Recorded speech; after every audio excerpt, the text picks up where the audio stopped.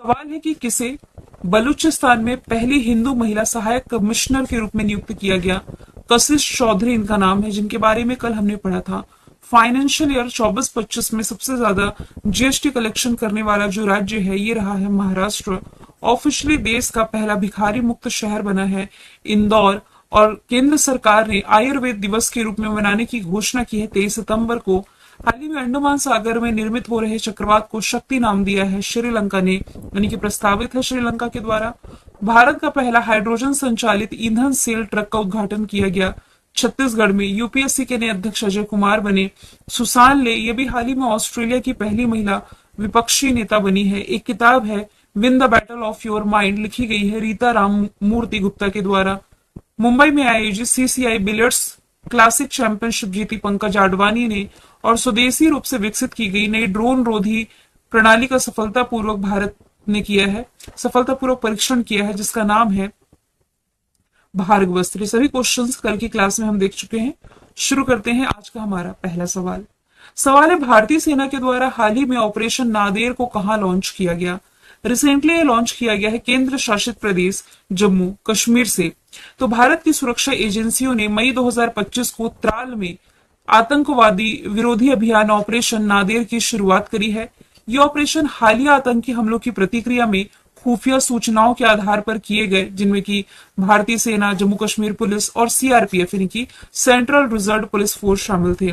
और मैं आपको कुछ दिन पहले ये भी बता चुकी हूं कि जम्मू कश्मीर में ऑपरेशन केलर भी चलाया गया था भारतीय सेना के द्वारा आतंकियों का सफाया करने के लिए। इसके तहत 3 आतंकी इसमें मारे भी गए थे। यदि मैं अदर ऑप्शन की बात करूं तो देखिए, एक ऑपरेशन फेस वॉश हमने देखा था जो दिल्ली में चलाया गया था, ऐसे बांग्लादेशी जो अवैध रूप से दिल्ली में रह रहे हैं उनकी पहचान के लिए। पंजाब में एक ऑपरेशन थोड़ा स्टैटिक से यदि आप रिलेट करेंगे ना, तो ऑपरेशन ब्लू स्टार यदि याद आ गया हो, ऑपरेशन ब्लू स्टार आप लोगों ने स्टैटिक जीके में पढ़ा होगा। ये ना जून के महीने में 1984 यानी कि 1984 में चलाया गया था। ये जो अभियान था ना, ये अमृतसर में जो हरमंदिर साहब है ना, इसके कैंपस को खालिस्तान समर्थक जो था जनरल सिंह भिंडरा वाला और उसके जो समर्थक थे, इससे मुक्त कराने के लिए चलाया गया था। तो ये ऑपरेशन चलाए गए लगभग 40 साल से ज्यादा हो चुके हैं, है ना। तो ये आप रिलेट कर सकते हैं। गौ हत्या के खिलाफ आप यदि रिलेट करेंगे तो जो उत्तर प्रदेश है, उत्तर प्रदेश गवर्नमेंट ने ऑपरेशन कन्विक्शन की शुरुआत करी थी। हालिया में चर्चे में रहे ऑपरेशन की यदि हम बात करें तो पहलगाम आतंकी हमले के विरोध में भारत ने पाकिस्तान पर ऑपरेशन सिंदूर चलाया। और इसके जवाबी कार्रवाई में पाकिस्तान ने भी भारत पर एक ऑपरेशन चलाया था। इसका आंसर आप कमेंट बॉक्स में बताइएगा। 2 दिन पहले की करंट अफेयर की क्लास में हमने पढ़ा था। म्यांमार कुछ महीने पहले ही ये तूफान या चक्रवात से प्रभावित था, भूकंप से प्रभावित था, माफ कीजिएगा। तो भूकंप से प्रभावित म्यांमार की हेल्प करने के लिए ऑपरेशन ब्रह्मा चलाया भारत ने। और लास्ट ईयर यही म्यांमार जो है ये मोचा साइक्लोन से प्रभावित था, तो भारत ने ऑपरेशन करुणा चलाया था। यूक्रेन और रशिया कॉन्फ्लिक्ट के बीच में यूक्रेन से भारतीयों को निकालने के लिए ऑपरेशन गंगा भारत ने चलाया। इसराइल पैलेस्टाइन विवाद के बीच भारत ने ऑपरेशन अजय चलाया। ऑपरेशन दोस्त टर्की में, ऑपरेशन इंद्रावती हैती में और ऑपरेशन केलर हमने देखा है जम्मू कश्मीर में। ठीक है, एक और ऑपरेशन बता देती हूँ। एक ऑपरेशन आपको रिलेट करना है, ऑपरेशन शिवा। अमरनाथ यात्रा के दौरान यात्रियों की सुरक्षा सुनिश्चित करने के लिए ऑपरेशन शिवा की शुरुआत की गई है। सवाल दूसरा है, किसे अभी हाल ही में कोरिया टूरिज्म की ब्रांड एम्बेसडर नियुक्त किया गया है। तो टीवी एक्ट्रेस जो हिना खान है, ये भी हाल ही में कोरिया टूरिज्म को प्रमोट करते हुए दिखेंगे, इसकी ब्रांड एम्बेसडर बन गई है। आलिया भट्ट जो है गुची की ग्लोबल एम्बेसडर बनने वाली पहली भारतीय है। सोनू सूद जो है ये एशियाई कंट्री थाईलैंड के ब्रांड एम्बेसडर हैं। नीरज चोपड़ा ये स्विट्जरलैंड के फ्रेंडशिप दूत जो कुछ समय पहले ही बनाए गए थे। फेडरल बैंक की पहली brand ambassador Vidya Balan Skechers के जसप्रीत बुमराह हैं। इसके अलावा एमआरएफ के शुभमन गिल, फिक्की फ्रेम्स के पहले brand ambassador Ayushman Khurana, kho kho world cup के लिए टाइगर श्रॉफ और सलमान खान, प्ले स्पोर्ट्स के ब्रांड एम्बेसडर सानिया मिर्जा, मैरी कॉम, रणविजय सिंह, भारत में मोटोजीपी के brand ambassador Shikhar Dhawan, Muthoot 55 group के शाहरुख खान, गोआई बीबो के ऋषभ पंत, टाटा मोटर्स के विकी कौशल, एक फ्रेंच लग्जरी फैशन हाउस है शनेल, इसने अपना पहला भारतीय ब्रांड एम्बेसडर बनाया अनन्या पांडे को, ड्रीम टेक्नोलॉजी का पहला भारतीय एम्बेसडर नियुक्त किया गया है कृति सेनन को। सवाल तीसरा है, किस देश में दुनिया का पहला व्यावसायिक पैमाने का मेथनॉल संयंत्र का उद्घाटन किया गया? तो इसका उद्घाटन अभी हाल ही में किया गया है डेनमार्क में। मई 2025 को डेनमार्क के कासो में दुनिया के पहले कमर्शियल पैमाने के ई मेथनॉल उत्पादन संयंत्र का उद्घाटन किया गया। यूरोपीय ऊर्जा और मित्सुई द्वारा विकसित ये जो सर्विस है, ये जो सुविधा है, ये रिन्यूएबल एनर्जी यानी कि अक्षय ऊर्जा भी आप इसे कह सकते हैं, और कैप्चर किया हुआ यानी कि अवशोषित किया हुआ जो कार्बन डाइऑक्साइड है, इसका उपयोग करके सालाना 42,000 मीट्रिक टन ई मेथनॉल का उत्पादन करेगी, जिसका उद्देश्य है वैश्विक शिपिंग उद्योग में कार्बन उत्सर्जन को कम करना।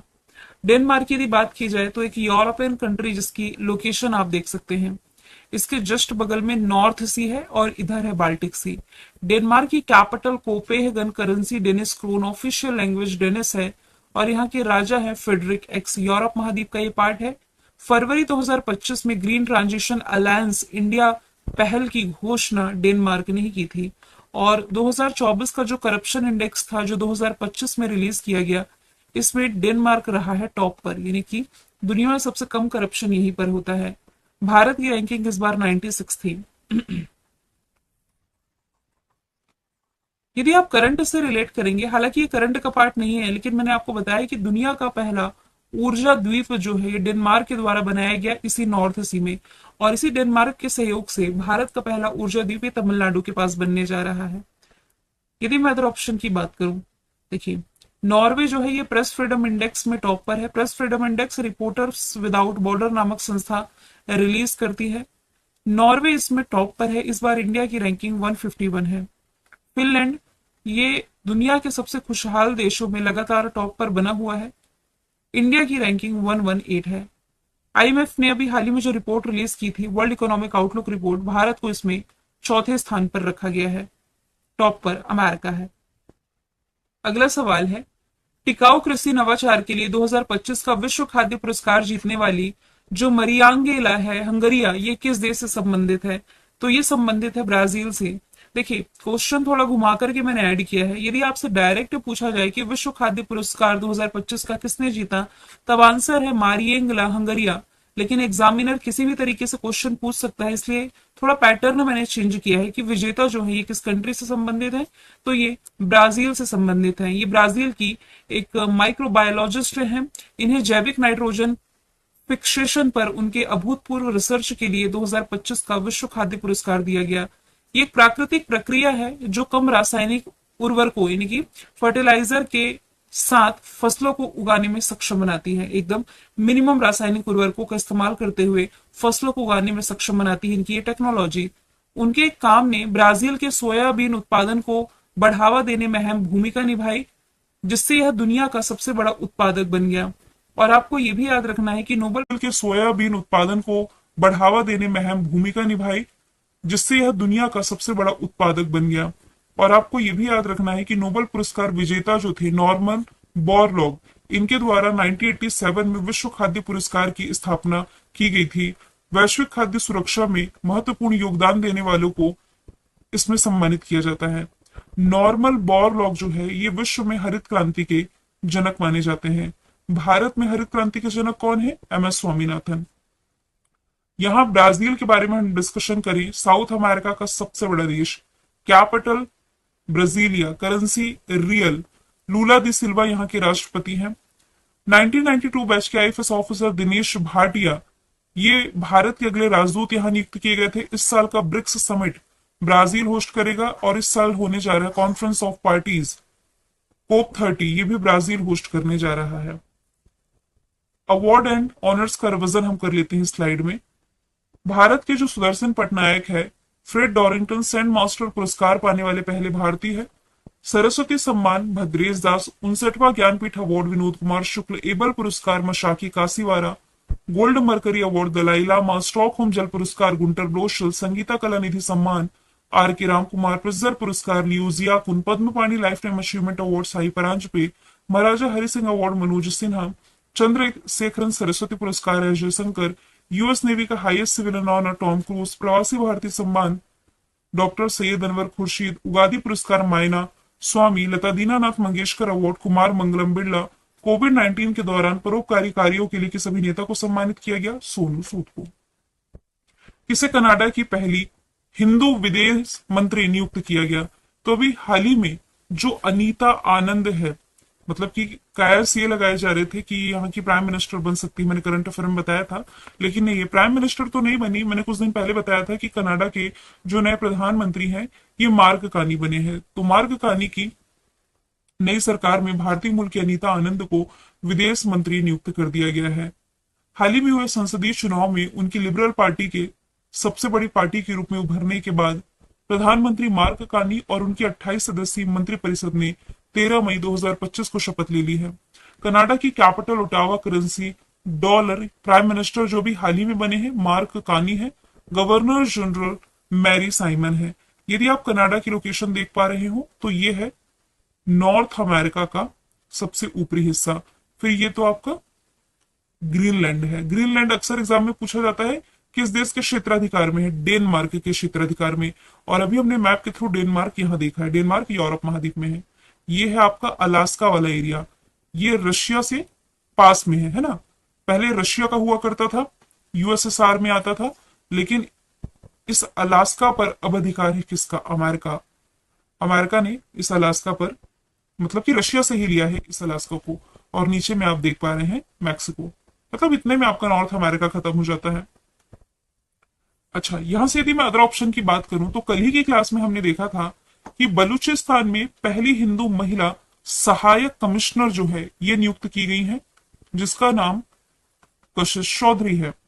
फिर यदि मैं बात करूं वरुण घोष की, तो इनका नाम फरवरी के करंट अफेयर में मैंने आप लोगों को बताया था। भारतीय मूल के वरुण घोष ऑस्ट्रेलियाई सीनेटर है ये।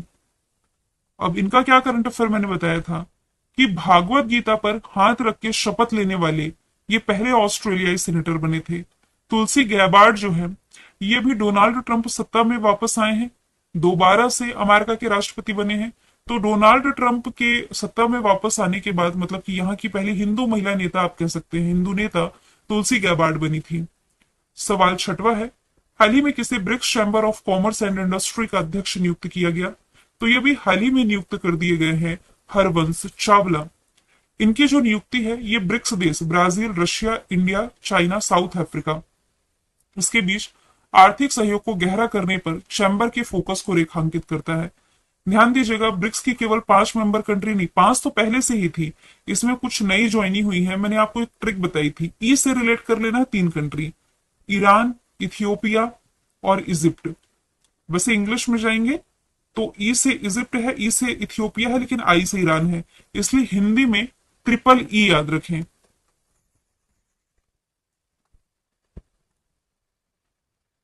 ईरान, इथियोपिया और इजिप्ट ऐसे रिलेट कर लें।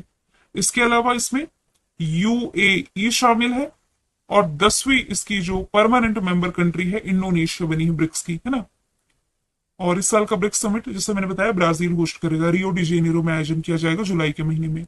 अजय बंगा वर्ल्ड बैंक के अध्यक्ष हैं। इंटरनेशनल सोलर अलायंस के प्रमुख हैं आशीष खन्ना।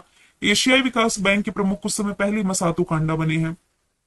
कुछ इंटरनेशनल अपॉइंटमेंट का हम रिविजन कर लेते हैं, जिसमें कि बैडमिंटन विश्व महासंघ के अध्यक्ष खुनींग पटामा हमने देखा था, कॉमनवेल्थ के महासचिव सरली बोचवे, इंटरनेशनल ओलंपिक कमेटी की क्रिस्टी कॉन्वेंट्री, ये करंट में देखा है।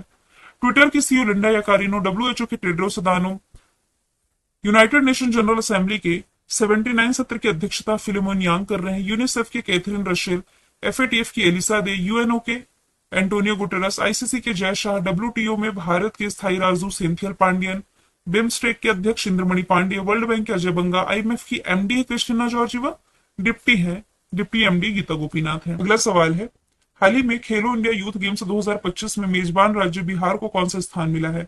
देखिए, क्वेश्चन को इंपॉर्टेंट मार्क करिएगा, इंपॉर्टेंट सभी के लिए है, लेकिन खास तौर पर यदि आप बिहार के स्टूडेंट हैं तो ये क्वेश्चन आप लोगों के लिए डबल स्टार वाला हो जाता है। इसमें मेजबान राज्य बिहार था। मैंने आपको बताया था खेलो इंडिया यूथ गेम्स का 7वां एडिशन इस साल बिहार होस्ट कर रहा। बिहार ने फर्स्ट टाइम ही होस्ट किया था। इसमें 15वें स्थान पर बिहार रहा था। इसके सभी फैक्ट आपको बता देती हूँ। बिहार जो है इसने कुल 36 मेडल जीते, जिसमें कि 7 गोल्ड है, 11 सिल्वर है और 18 ब्रॉन्ज मेडल हैं। तो 36 मेडल के साथ पदक तालिका में 15वें स्थान पर है। इसमें टॉप पर जो 3 राज्य हैं, महाराष्ट्र है 158 मेडल्स के साथ, जिसमें कि 58 गोल्ड है, 47 सिल्वर है और 53 ब्रॉन्ज है। हरियाणा है दूसरे स्थान पर, राजस्थान है तीसरे स्थान पर। आयोजन बिहार में किया गया था, 7वां एडिशन था, शुभंकर गज सिंह था। खेलो इंडिया यूथ गेम्स की जो शुरुआत है ना, ये की गई थी 2018 से। 2018 से इसका पहला एडिशन दिल्ली में खेला गया, दूसरा एडिशन महाराष्ट्र के पुणे में, तीसरा एडिशन असम के गुवाहाटी में, चौथा एडिशन हरियाणा के पंचकुला में, 5वां एडिशन मध्य प्रदेश ने होस्ट किया था, 6ठा एडिशन तमिलनाडु ने, 7वां बिहार ने। गज सिंह इसका शुभंकर रहा था। चलते हैं अगले सवाल की तरफ। हाल ही में किसे प्रादेशिक सेना यानी कि टेरिटोरियल आर्मी के लेफ्टिनेंट कर्नल पद पर नियुक्त किया गया? तो आंसर इसका हो जाएगा Neeraj Chopra, option number B.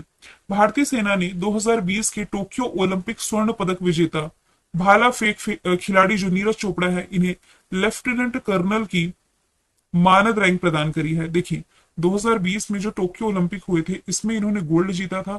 फिर इसके बाद पेरिस ओलंपिक हुए 2024 में, इन्होंने सिल्वर मेडल जीता था, है ना। तो भारत सरकार का जो आधिकारिक दस्तावेज है, भारत के राजपत्र में इस बात की घोषणा की गई है, अधिसूचित किया गया है। नीरज चोपड़ा को वर्ष 2017 में भारतीय सेना की राजपुताना राइफल्स रेजिमेंट में जूनियर कमीशन अधिकारी के रूप में नायाब सूबेदार का पद दिया गया था। फिर 2021 में इन्हें सूबेदार पद पर पदोन्नत कर दिया गया, इनकी प्रमोशन आप कह सकते हैं। टोक्यो ओलंपिक में इनके कारनामों के बाद 2022 में सूबेदार मेजर के पद पर नियुक्त किए गए और अभी ये प्रादेशिक सेना के लेफ्टिनेंट कर्नल पद पर नियुक्त कर दिए गए हैं।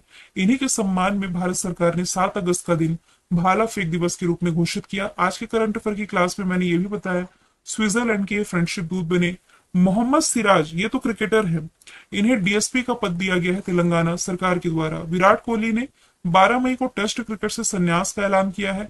एमएस धोनी के सम्मान में जर्सी नंबर 7 रिटायर कर दी गई है, मतलब कि इस नंबर की जर्सी अब और किसी को अलॉट नहीं की जाएगी। इसके पहले जर्सी नंबर 10 भी रिटायर हुई थी, वो सचिन तेंदुलकर के सम्मान में थी। किस स्थान पर भारत का 6ठा सेमीकंडक्टर प्लांट स्थापित किया जाएगा? तो ये स्थापित किया जाएगा नोएडा के पास जेवर में, यानी कि उत्तर प्रदेश में आप कह सकते हैं। भारत सरकार ने उत्तर प्रदेश के जेवर में जो जेवर इंटरनेशनल एयरपोर्ट है, इसके पास भारत का 6ठा सेमीकंडक्टर प्लांट स्थापित करने की मंजूरी दे दी है।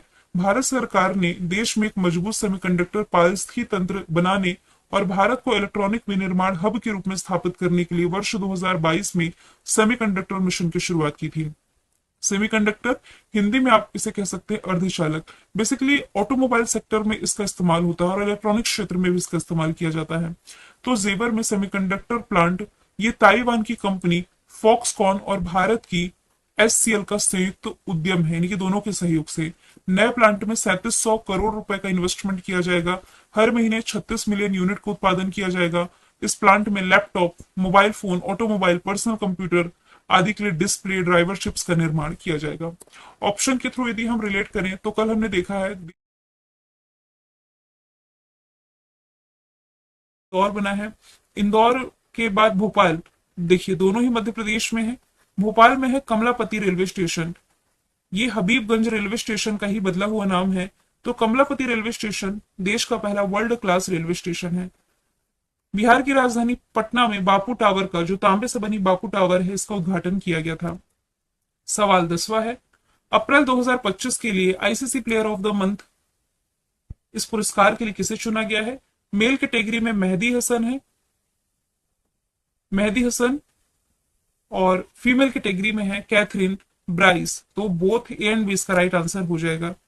बांग्लादेश के स्टार ऑलराउंडर है मेहदी हसन मिराज, इन्हें मेल कैटेगरी में चुना गया है और ये सम्मान पाने वाले तीसरे बांग्लादेशी क्रिकेटर बने। इनसे पहले मुशफिकुर रहीम और शाकिब अल हसन ये खिताब जीत चुके हैं। और कैथरीन ब्राइस की मैं बात कर रही हूँ, स्कॉटलैंड से बिलोंग करती हैं। अप्रैल महीने के लिए मेल फीमेल कैटेगरी में विजेता है। आईसीसी यानी कि international cricket council 1909 formation year है। दुबई यूएई में हेडक्वार्टर है। जय शाह इसके अध्यक्ष हो जाएंगे। इंटरनेशनल स्तर पर क्रिकेट को रेगुलेट करने वाली ये संस्था है।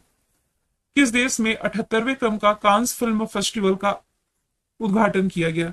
देखिए इसकी शुरुआत तो 13 मई से ही कर दी गई थी, 24 मई तक ये चलेगा। 78वें क्रम का कांस फिल्म फेस्टिवल है और ये फ्रांस के कांस शहर में आयोजित किया जाता है। यदि मैं बात करूं फ्रांस की, कैपिटल इसकी पेरिस है, currency euro, Emmanuel Macron president, Francois Bayrou prime minister. Last year के ओलंपिक खेलों की मेजबानी इसी ने की। अबॉर्शन को लीगल करने वाला पहला देश, व्हाइट हाइड्रोजन की खोज यहां की गई। कोलकाता इंटरनेशनल फिल्म फेस्टिवल में थीम कंट्री फ्रांस थी और फरवरी के महीने में प्राइम मिनिस्टर नरेंद्र मोदी यहां पर एआई एक्शन शिखर सम्मेलन में पार्टिसिपेट किए। बैंकॉक थाईलैंड ने 6वें क्रम का बिम्स्टेक समिट होस्ट किया है 2025 का। इटली मिलान जो है ये विंटर ओलंपिक जो नेक्स्ट होने जा रहा है 2026 में ये होस्ट करेगी। चाहे समर ओलंपिक हो चाहे विंटर ओलंपिक, ये हर 4 साल में होते हैं। विंटर ओलंपिक लास्ट टाइम हुआ था 2022 में चाइना की बीजिंग में, अब होगा मिलान इटली में। रियो डी जेनेरो ब्राजील में ब्रिक्स समिट 2025 ये आयोजित किया जाएगा। कल मैंने आपसे पूछा था सोंगा ड्रोन किस देश के द्वारा विकसित किया गया सशस्त्र मानव रहित हवाई प्रणाली है, आंसर था तुर्की। आज का सवाल है